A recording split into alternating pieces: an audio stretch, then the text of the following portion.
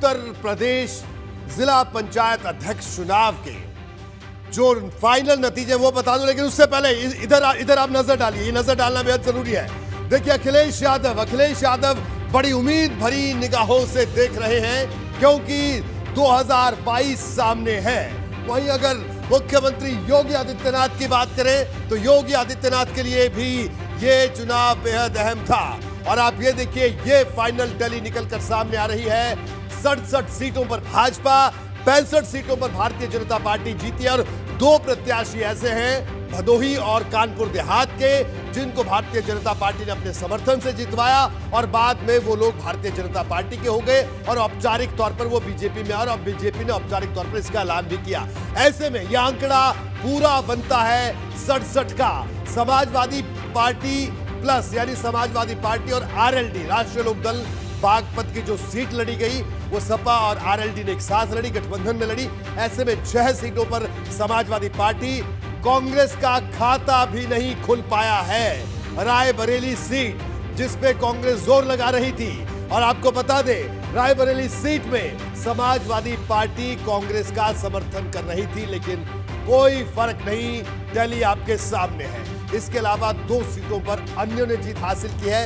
ये अन्य कोई सामान्य नहीं है, ये भी असामान्य है। सोचिए असामान्य कैसे? वो ऐसे कि एक सीट पर जौनपुर से बाहुबली नेता धनंजय सिंह की पत्नी जीती हैं, और दूसरी सीट है प्रतापगढ़ की, जहां पर राजा भैया की पार्टी जनसत्ता दल से प्रत्याशी जीती है। तो यह है फाइनल टैली उत्तर प्रदेश जिला पंचायत अध्यक्ष चुनाव की, और ये टैली बहुत कुछ कहती है। अब आपको सबसे पहले हमने ये बताया, पश्चिमी उत्तर प्रदेश की बात करते हैं। देखिए वेस्टर्न यूपी को आप समझिए, और इसको समझना बेहद जरूरी भी है आपके लिए। समझना इसलिए जरूरी है कि मैं आपको बता दूं कि पश्चिमी उत्तर प्रदेश के जो 26 जिले हैं, यहां पर 24 जिलों में भारतीय जनता पार्टी को एक तरफा जीत मिली है, बड़ी जीत मिली है। पश्चिमी उत्तर प्रदेश में 24 जिलों में बीजेपी को जीत मिली है। वहीं अगर समाजवादी पार्टी की बात करें, समाजवादी पार्टी को खासी उम्मीदें थी, लेकिन ऐसा नहीं हुआ। और 10 जिलों में पहले से निर्विरोध भारतीय जनता पार्टी के प्रत्याशी जीत चुके थे, और जो बाकी में पोलिंग हुई तो उसका नतीजा आपके सामने है। 16 जिलों में मतदान, 14 पर भाजपा जीती। तो कुल मिलाकर ये पश्चिमी उत्तर प्रदेश का जो गणित है ये बहुत कुछ कह रहा है।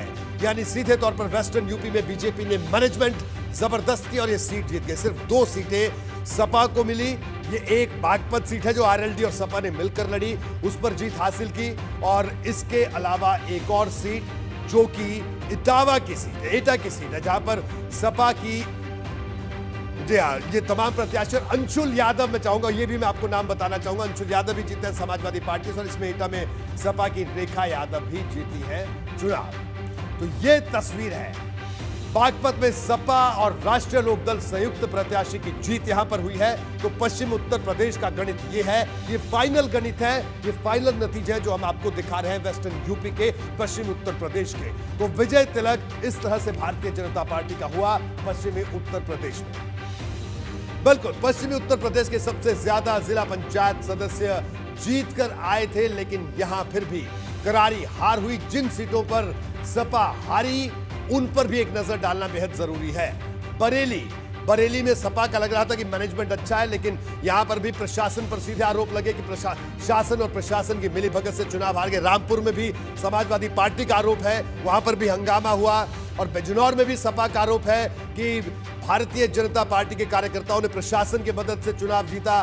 मैनपुरी में भी यही आरोप समाजवादी पार्टी लगा रही है कि खुलकर शासन और प्रशासन का इस्तेमाल हुआ। कासगंज पर भी यही आरोप है, कासगंज में भी समाजवादी पार्टी को काफी उम्मीद थी। तो ये एक एक करके हम आपको समीकरण बता रहे हैं। फिरोजाबाद में भी यही बात सामने आई। सपा ने साफ तौर पर कहा कि ये चुनाव बीजेपी ने नहीं, ये चुनाव स्थानीय प्रशासन ने लड़ा है।